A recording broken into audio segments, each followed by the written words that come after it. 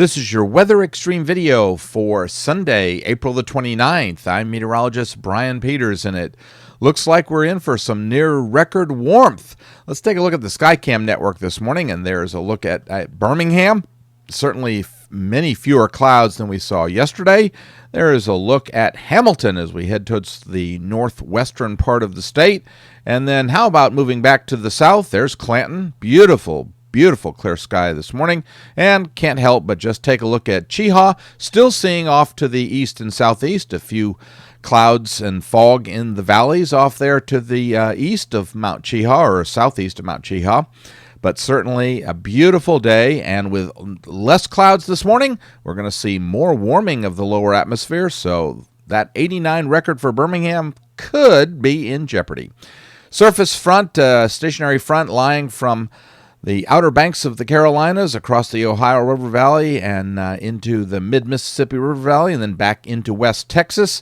That's supported by a fairly substantial ridge in the atmosphere over the southeastern U.S., while we have a very good trough over the Rocky Mountains extending down into Arizona and New Mexico. The upper low kind of kicking out across the Dakotas. All of that pattern resulting in pretty warm temperatures across the southern tier of the United States. The only real chilly values for the time being are in the Great Lakes and up into New England, and a little bit of chilliness at higher elevations in the Rocky Mountains. Across central Alabama, we're generally dancing around the 60-degree mark for our lows this morning.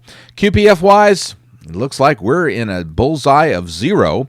But notice a couple of things. One, of course, we know with the front positioned where it is that we're going to see some rain across from the Ohio River Valley into the Central Plains states and then down into Oklahoma. That kind of a given.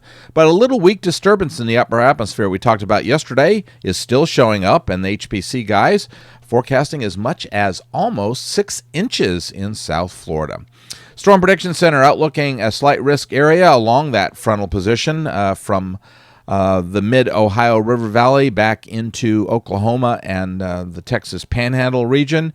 On day 2, the risk shifts a little bit to the north, almost could connect those two slight risk areas. And then on day 3, we see a shift in the slight risk from Wisconsin down into and across parts of Ohio, Nebraska, and Iowa. The 06Z GFS model run for today, and there's the surface high, and that is keeping us pretty much cloud-free and keeping us in good weather.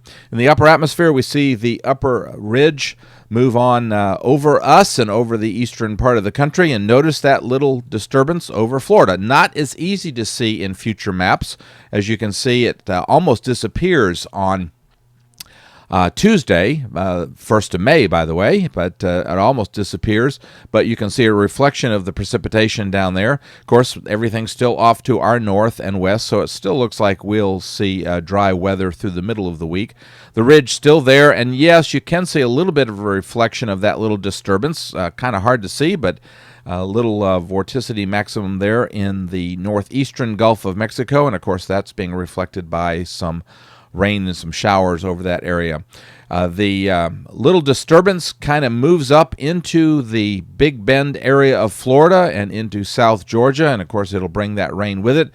That brings a day, a Thursday, where, yeah, we might see some showers in the area. It's going to depend on the movement of that little disturbance, but certainly over the west coast of Florida and the Big Bend area to Tallahassee, that's certainly an area where they will probably see some showers. Once again, it's probably not an all-day rain, but, diurnally driven showers.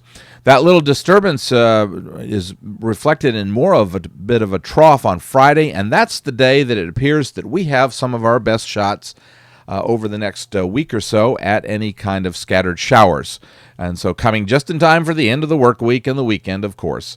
The little disturbance, again, looks like a bit of a trough extending from Jacksonville across to New Orleans. And so, once again, that's reflected in some scattered showers, primarily south of us. But once again, I think just because of the moisture and the heat in the atmosphere, I think that we'll see the possibility of scattered showers. And that's Saturday. Sunday, we can still see that little trough, although it looks like it's kind of moved a little bit to the south, or drifted a little bit to the south, and indeed it looks like it's weakened somewhat, and the shower or the depiction of showers on the GFS is somewhat less. All right, going out into voodoo country, and we see that at least the overall pattern, not a great deal of change. We're still dealing with the ridge. This is the 9th of May. Now, that pattern change we talked about still is occurring. This is the 14th, so we're still seeing the possibilities of a fairly deep trough. The thing that's a little different on this one is the ridge is even stronger with almost a bit of an omega block, and while this would be a cooler pattern for us, doesn't look like it would be quite as cool, since it's not going to have it's going to have a hard time tapping into the colder air if we end up with such a strong upper high that far north in Canada. So anyway, something we'll be watching and certainly hopeful for. I wouldn't mind seeing a few cooler days in May. Well, thanks for tuning into the Weather Xtreme video. I'm meteorologist Brian Peters, and James Spann should be back again with the next edition first thing on Monday morning. In the meantime, I hope your Sunday is a wonderful one. Godspeed. Thank you for trusting us to be your #1 source for news in all of Central Alabama. in back-to-back ratings periods. More people watched ABC 3340 than any other station in Birmingham.